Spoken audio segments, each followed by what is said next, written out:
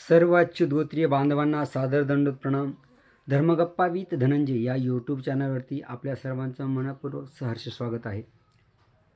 अखिल भारतीय पंचकृष्ण प्रबोधन परिषदेद्वारा दरवर्षी आयोजित करण्यात येणाऱ्या पदयात्रेची सुरुवात यावर्षी दिनांक 11 मार्च रोजी साठेवाडी तालुका गेवराई जिल्हा बीड येथून होणार आहे। ही पदयात्रा 11 दिवसाची आहे। 12व्या दिवशी समाप्ती आहे। दिनांक 11 मार्च ते 22 मार्च 2024 या दरम्यान ही पदयात्रा असणार आहे। पदयात्रेचा जो रूट आहे, जो क्रम आहे, तो श्री क्षेत्र कोळगाव जिल्हा बीड ते वनदेव मराठवाडी जिल्हा अहमदनगर या दरम्यान असणार आहे। तुम्ही सर्वांनी या पदयात्रेसाठी नक्की यायचं आहे। पदयात्रा 12 दिवसाची असून प्रवासाचे जे अंतर आहे ते 171 किलोमीटर आहे। स्थानांची गावं 16 आहेत। स्थानांची संख्या जवळजवळ 35च्या दरम्यान आहे। ही पदयात्रा श्री क्षेत्र कोळगाव, शेकटा, चकलांबा, लाड जळगाव, नागलवाडी, घोगस पारगाव, खरवंडी, भेटीचा वड, येळी, चापडगाव, घोटण, आव्हाणे, मिरी, लोहसर, खांडगाव, केळी पिंपळगाव आणि वनदेव मराठवाडी हे असे असणार आहे।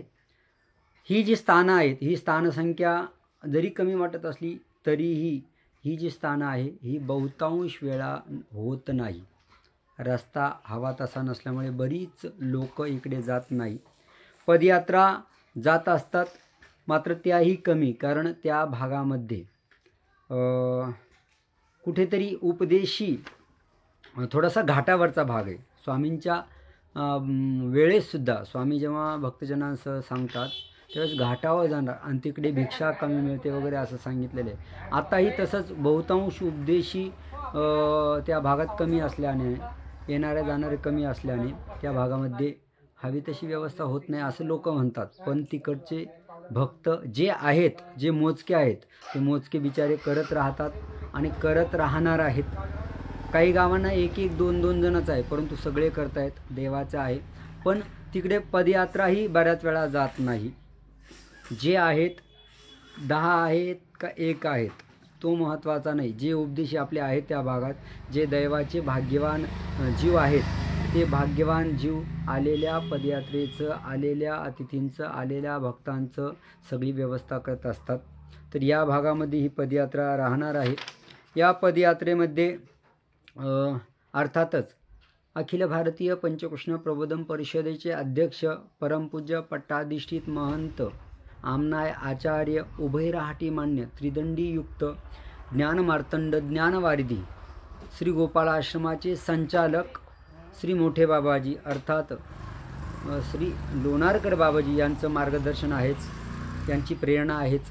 या पदयात्रेचे प्रमुख मार्गदर्शक आदरणीय पूजनीय श्रद्धेय महंत श्री पाथरीकर बाबाजी हे असून सोबतच आदरणीय पूजनीय श्री सोनाळकर बाबाजी, त्यात मीही आहे।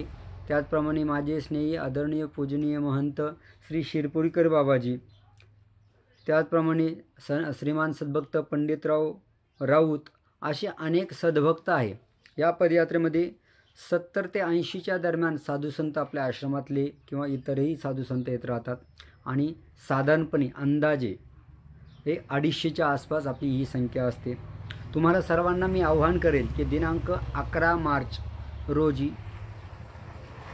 साठेवाडी येथील श्रीकृष्ण मंदिरामध्ये सायंकाळपर्यंत आपण यायचं असेल तर पोहोचायचं आहे आणि तिथून 12 तारखेला कोळगावसाठी निघेल। या पदयात्रेमध्ये अंतर थोडं कमी आहे दिवसाचं। त्याचं एक महत्त्वाचं कारण असं की त्या निमित्ताने ज्या गावाला आपण स्थानाच्या जाऊ तिथं स्मरण घडावं, स्मरण व्हावं, देवधर्म शांततेने व्यवस्थितरित्या असावा। आपल्या पदयात्रेद्वारे परिषदेद्वारेच भोजनाची व्यवस्था सोबत आहे, मंडपाची व्यवस्था सोबत आहे, गाड्या सोबत आहे, सामानासाठीच्या सर्व व्यवस्था इत्थंभूत गुरुवर्य बाबांनी सांगितलेली करून घेतलेली आहे। तर मी सर्वांना पुन्हा एकदा आव्हान करेल की आपण या फक्त 11 दिवसाच्या फक्त 11 दिवसाच्या पदयात्रेला नक्की यायचं आहे आणि प्रभूंच्या स्थानवंदनाचा लाभ घ्यायचा आहे। ही जी स्थानं आहेत ती खूप महत्त्वपूर्ण आहेत। त्याचं कारणही असं आहे, या स्थानांच्या लीळा जर वाचल्या तर या स्थानांच्या लीळा स्वामींच्या उत्तरार्धाच्याही शेवटी आहे। म्हणजे ज्यावेळेस स्वामींना उत्तरपंथ जाण्याची प्रवृत्ती झाल्यानंतर नक्की झालं जायचं, प्रवृत्ती अगोदर झालेली होती पण नक्की झालं त्यावेळेस आहे भक्त बाईसा सोबत नाही आहे। कुठेतरी हृदयाला भिडणाऱ्या लीळा आहेत, कुठेतरी मनाला चटका लावून जाणाऱ्या लीळा या परिसरामध्ये घडलेल्या आहेत। दिनक्रम असा असणार आहे, सकाळी 6, 6:15, 6:30च्या दरम्यान आम्ही निघणार। नाश्त्याच्या ठिकाणी एक 8, 8:30, 9च्या दरम्यान नाश्ता करणार आणि मग जे स्थान किंवा ठरलेला जो मुक्काम आहे तिथे मुक्काम होणार, तिथं भोजन होणार।